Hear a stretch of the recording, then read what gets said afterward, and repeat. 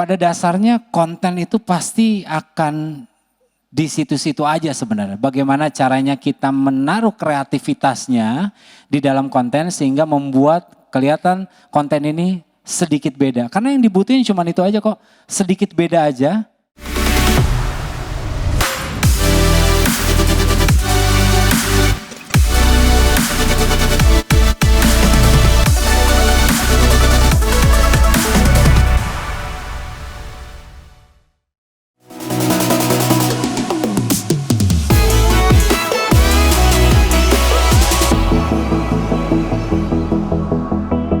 Kita bikin video berangkat dari keresahan tentang pada waktu itu di tahun 2019 kita itu sangat dipecah-pecahkan oleh Pilpres.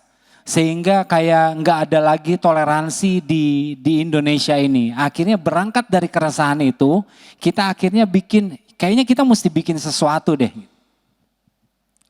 Kayaknya kita mesti bikin video yang memang bisa bicara kenceng banget tentang toleransi.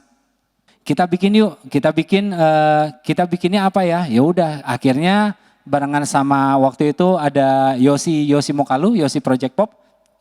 Kita bikin kayak gini aja, kata Yosi. Oke, ajakin teman-teman artis yang lain juga untuk ngomongin, kita kumpulin teman-teman kolaborasi ya. Untuk ngomongin suara yang sama. Nah ini video yang kedua mungkin kita bisa nonton sama-sama, judulnya Kami Indonesia.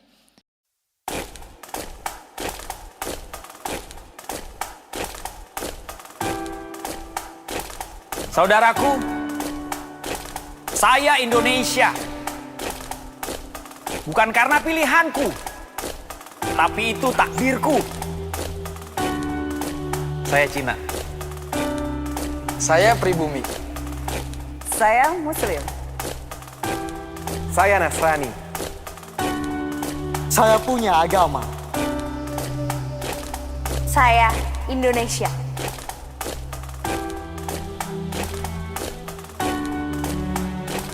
Coba buka lembaran sejarahmu. Carikan saya fakta kalau kita tidak majemuk. Kehadiran tidak pernah untuk mengancammu. Tanah ini diizinkan untuk diinjak oleh perbedaan. Perbedaan budaya, Perbedaan warna kulit. perbedaan kepercayaan. Jadi, jangan rekat aku dengan paksa, tapi terima aku dengan rasa. Saya menolak untuk diamkan. Ketidakadilan yang dibiasakan.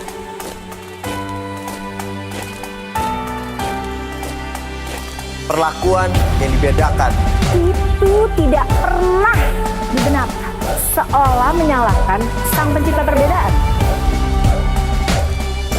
Tunjukkan mukamu, wahai individu-individu congkak yang merasa setara dengan Tuhan.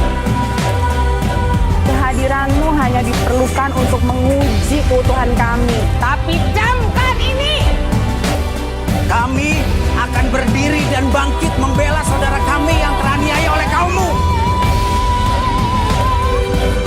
Cadangan ini sudah lama tertidur pulas.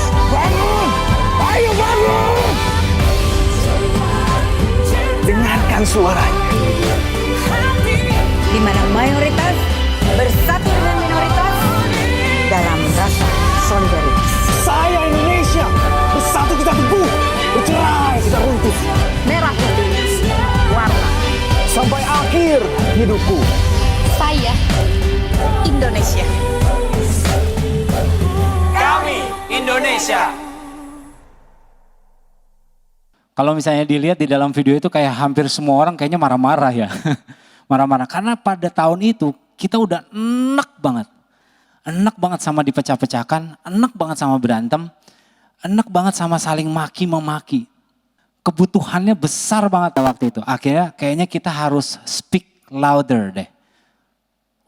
Untuk masalah ini. Akhirnya terciptalah konten itu. berangkat dari why, selalu berangkat dari kenapa, kebutuhannya apa, keresahannya apa, ya. Untuk audiens yang siapa, seperti apa audiensnya. Terus abis itu kira-kira kontennya apa aja. Kalau misalnya dilihat nggak beda jauh sama konten pause, ya kan? Narasi, ya kan? Tulisan, habis itu beraktivitas. Ada aktivitasnya, ada lagunya, gitu. Mirip, cuman sedikit lebarin gitu ya, dengan puisi jadinya, gitu.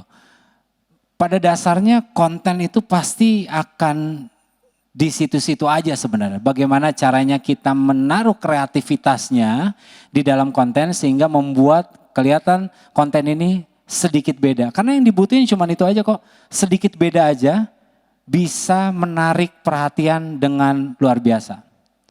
Sedikit beda aja. Pada zaman dulu mungkin earphone semuanya warnanya hitam. Apple kita bikin apa ya earphone-nya ya supaya laku ya. Ya udah deh kita bikin warna putih ya. Dibikin sedikit beda aja warnanya doang. Abis itu jadi satu hal yang menarik dan menjadi menjadi orang ngelihatnya jadi wah kok beda ya, oh keren banget ya. Justru malah akhirnya laku banget gitu earphone-nya. Cuman yang dibutuhkan sedikit beda aja. Kreativitas itu ada di situ. Gak perlu kreativitas yang mesti kayak gimana kok. Sedikit aja taruh rasa di dalam situ. Akhirnya membuat konten kita beda. Membuat konten kita, apalagi zaman sekarang semuanya itu short form. Semuanya itu pendek videonya. Sekarang kalau misalnya kita bikin lagi gitu ya. Video-video yang preman 7 menit. Itu tadi tuh 7 menit tuh kita nonton. 7 menit. Terus abis itu film yang Kami Indonesia ini 4 menit gitu ya. Mungkin udah enggak begitu relevan karena terlalu panjang videonya.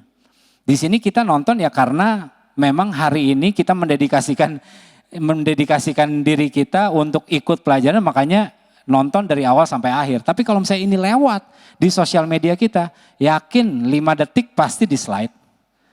Gitu. Nah, sekarang tantangannya adalah gimana caranya kita bikin konten yang 5 detik itu orang tetap stay sampai di detik ke 90. Tapi kontennya pasti gitu-gitu aja kok.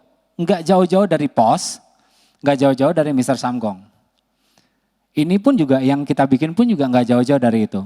Ada satu video lagi yang ini video baru. Ini video baru. Jadi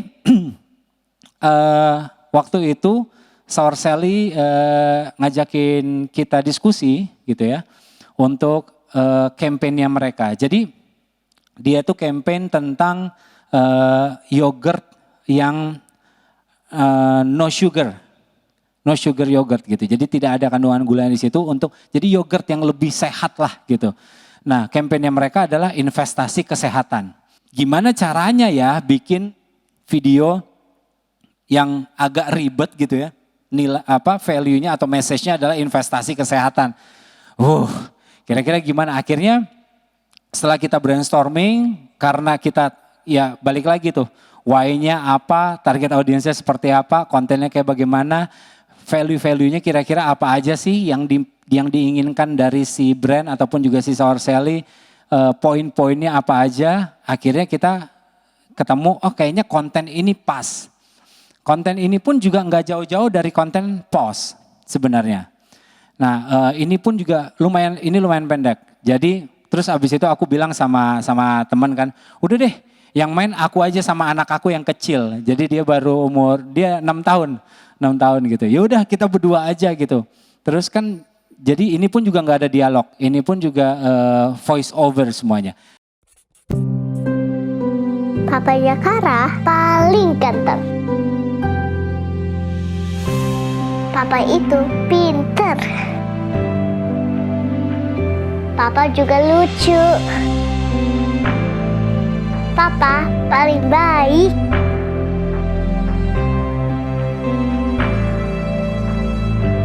Papa is my superhero.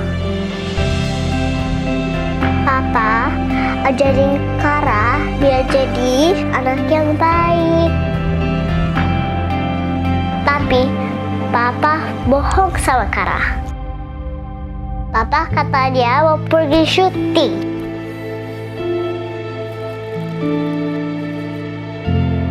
Papa katanya banyak uang.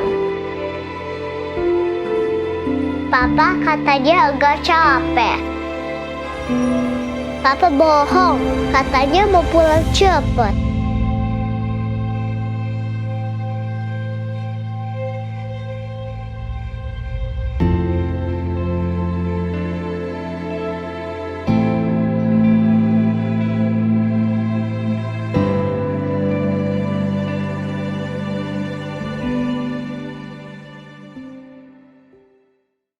Komunikasinya adalah di mana orang-orang tua udah harus mulai mikirin investasi kesehatannya mereka gitu ya, dengan mengkonsumsi makanan-makanan yang tidak mengandung gula yang berlebihan gitu.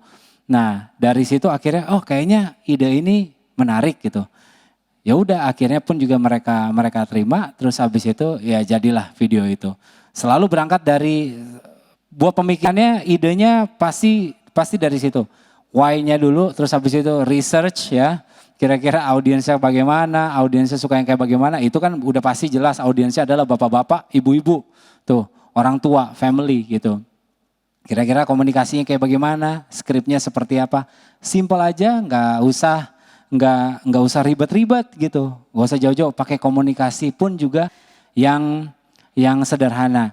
Pilihannya waktu itu ada aku yang ngomong atau anak kecil yang ngomong. Kita memilih kayaknya kalau misalnya ngomong anak kecil lebih kena nih untuk para orang tua. Gitu. Karena itulah makanya yaudah yuk record yuk suaranya si anak itu gitu.